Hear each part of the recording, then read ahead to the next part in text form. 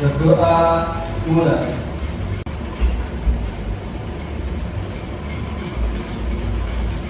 Selesai. Ya, terima kasih kepada ketua kelas yang sudah memimpin berdoa. Baik, hari ini kita akan pembelajaran bahasa Indonesia. Sebelum itu, Ibu akan mengecek kehadiran teman-teman ya. Zahra Zaira Sofa hadir, Eka Melani hadir, Arif Udin, Melani Desita hadir. Nah, untuk menanam rasa cinta kita kepada tanah air, kita akan menyanyikan lagu nasional dulu ya teman-teman. Lagunya Berkibarlah Benderaku. Nah, sudah kelihatan ya. Nah, teman-teman bisa berdiri terlebih dahulu.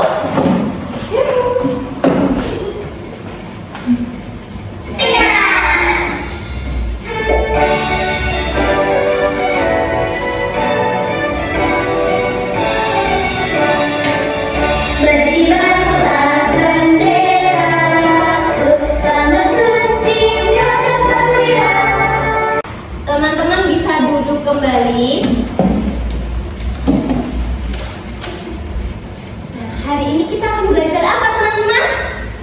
Mengekspresikan kembali karya sastra. Ya, bisa. Ada pertanyaan nih teman-teman sebelum memasuki materi. Menurut kalian, bagaimanakah cara untuk menceritakan kembali sebuah kisah selain dengan menulis ulang? Ya, Mbak Melani, dengan membuat puisi. Betul. Ada lagi? Ayo, bingung. Oke, lanjut ke pertanyaan yang kedua.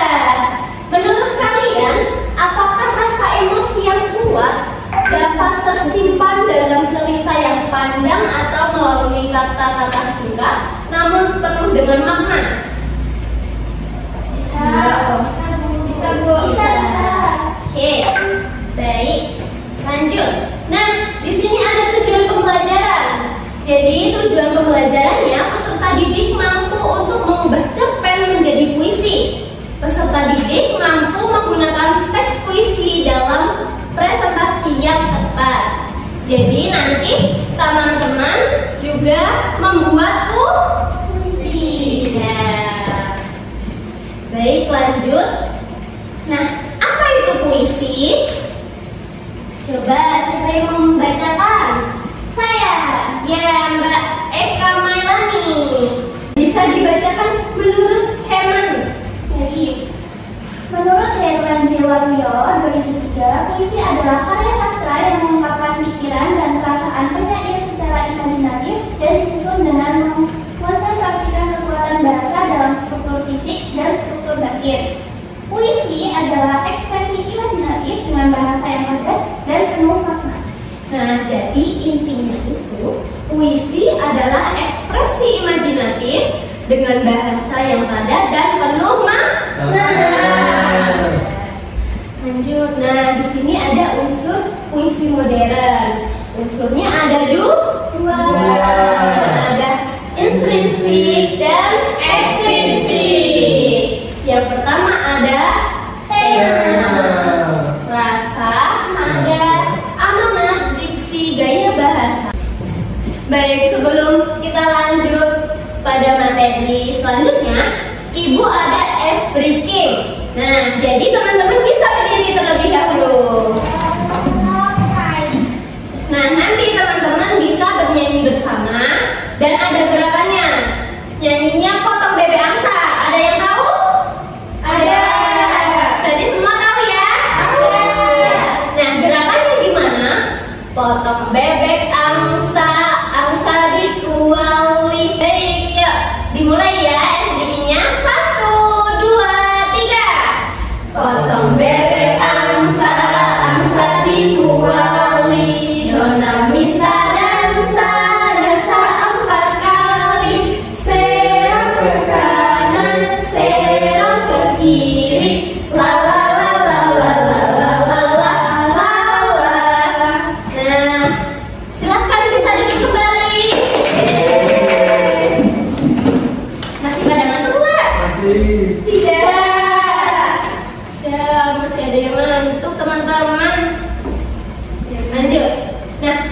bagaimana cara mengubah cerpen menjadi puisi?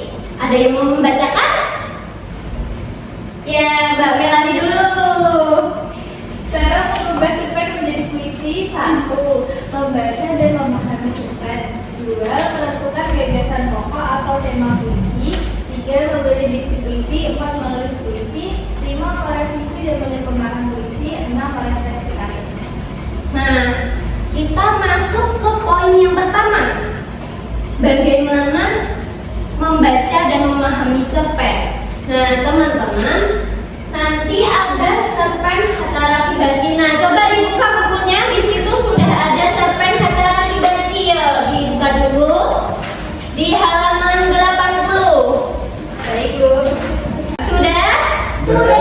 Nah, dibaca dulu cerpennya, kemudian dipahami terkait dengan tema, tokoh, perasaan, dan pesan moralnya. Membacanya 10 menit cukup? Cukup. Baik, dibaca dulu teman-teman, dipahami ya. Baik, lanjut ya. Nah, dari cerpen Hatta Raffi Baci itu menceritakan apa? Tokoh yang bekerja tanpa henti seperti itu. Tuh. Baik, kita lanjut. Nah, menentukan gagasan pokok atau tema puisi. Nah, teman-teman itu nanti memilih inti cerita yang akan dijadikan sebagai dasar puisi. Jadi kan kalau inti ceritanya kan banyak ya teman-teman. Nah, nanti dipilih yang paling menonjol gitu. Nah, teman-teman bisa memilih diksi puisi menggunakan kata-kata yang padat, berima, dan berasosiasi kuat, serta menghindari kalimat panjang atau naratif seperti kalimat yang ada pada cerpen. Nah, lanjut dari Hatta Raffi Baci sudah ada puisi ya teman-teman, dengan menggunakan bait dan baris yang menggambarkan perasaan tokoh. Nah, siapa yang mau membacakan? Saya, Ibu. Ya, Mbak Lani, silakan. Hatta Raffi Baci. Aku lebar di antara mesin-mesin baja, menghisap waktu dari jam yang berdetak. Nah, beri tepuk tangan. Nah, kita lanjut ya. Merevisi dan menyempurnakan puisi. Di sini kita memeriksa kembali makna cerpen, memastikan rima dan diksi, kemudian dapat menambahkan majas seperti personifikasi, metafora atau repetisi. Lanjut, merefleksi karya sastra. Nah, nanti teman-teman membacakan karya sastra puisi dan dipresentasikan di depan ya teman-teman, dan nanti untuk kelompok lain menanggapi.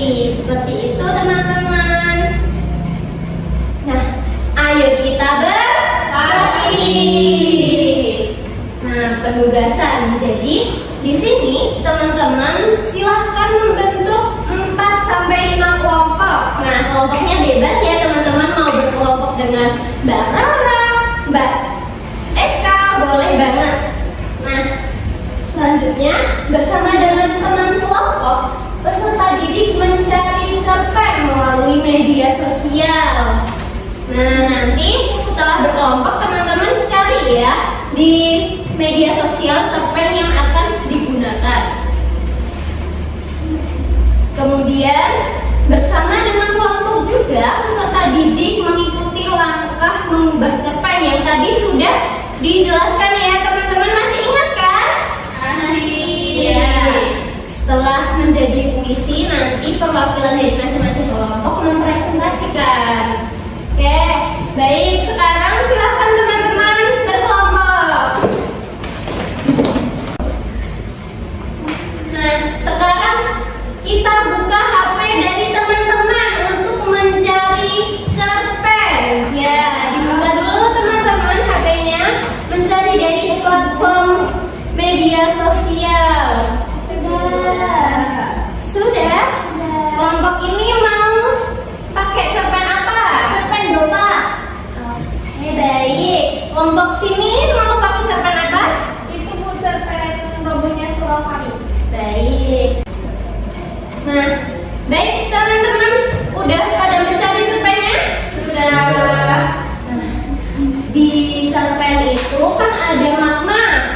makna dari cerpen. Nah, teman-teman bisa menulis makna cerpen terlebih dahulu. Ibu bagikan lembar kerjanya ya. Terima kasih. Terima kasih Bu. Sama-sama. Terima kasih Bu. Sama-sama. Nah, di bawah situ juga terdapat kolom untuk menuliskan puisi. Jadi setelah makna dari cerpen ditentukan, nah nanti teman-teman mencari diksi atau majas yang menggambarkan tokoh. Kemudian ditulis di kolom untuk puisinya ya teman-teman. Baik Ibu. 15 menit cukup? Baik, 15 menit ya.